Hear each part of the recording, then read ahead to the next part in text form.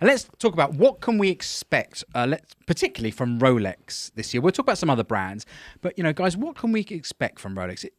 I've seen predictions. I'm not talking predictions, but realistically, like everyone's they always buck the trend. Whatever you think, don't you find, Paul? Yeah. Whatever you think is never.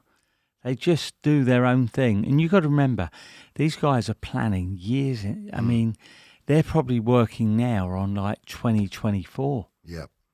So on your channels, I know we've talked about the Milgauss being discontinued because tell our viewers why. Well, it's long overdue, isn't it? It's long overdue. It's been rumoured to be having the chop for, I can't even remember, Gavin, such a long time. But I think this year is probably the year where that may be discontinued. But for me, I've predicted that Rolex are going to do something big this year.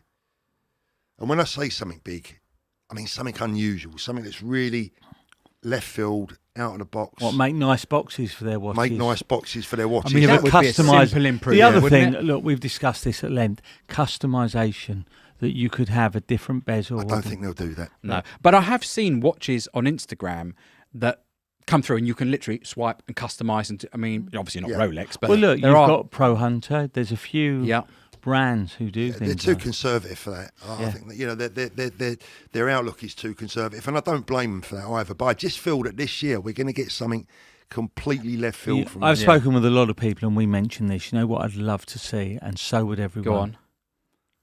Rubbers on subs. Let's talk about that straight away, because that's one thing I saw on someone else's channel whilst I was doing some research.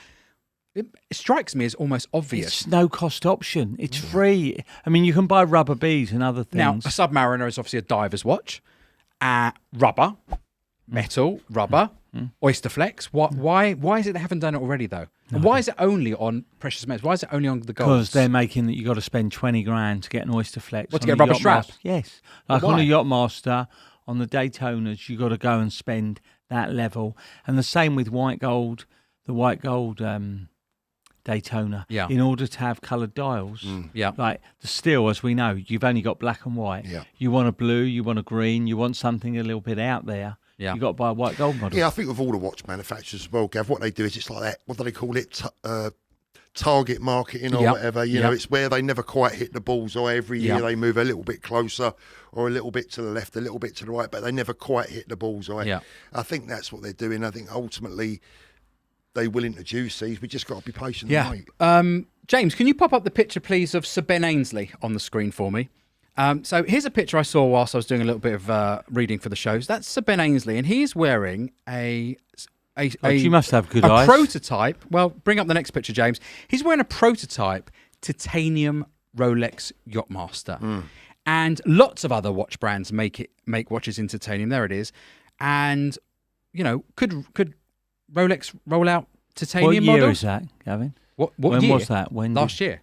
It's now. It's current. I personally, it's just my own personal view. I'm not a lover of titanium watches. I don't like the feel. I don't like the look of the metal. But who knows? I mean, I'd be surprised myself if that ever actually makes it into production. Yeah. So as Uncle Jonga said, that is a prototype. It is a prototype, but you make prototypes because you're trying things out, aren't you? And maybe testing the water, see how it feels. Give it to someone. There are other examples of Rolex prototypes that have never made it to the production floors. But I don't think they're working that metal personally. Why? I think they've been going for so long.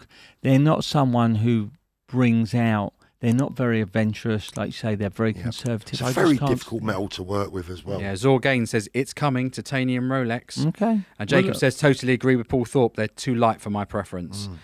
I'll tell you an amazing piece. A big titanium fan. Metal I saw the other day. Someone came to see me, a customer. They had a Panerai Tantalum. It's like, have you heard of this? I have, yes. I've only heard of it from you because we've talked about it. Well, I've seen it in a Hublot. Amazing metal, tantalum, and it's very dense. It's like lead. It's very hard. There's a lot of different metals. But Rolex don't tend to experiment. No, they won't. I just think they've been going for so long. I don't see a bronze Rolex. I don't.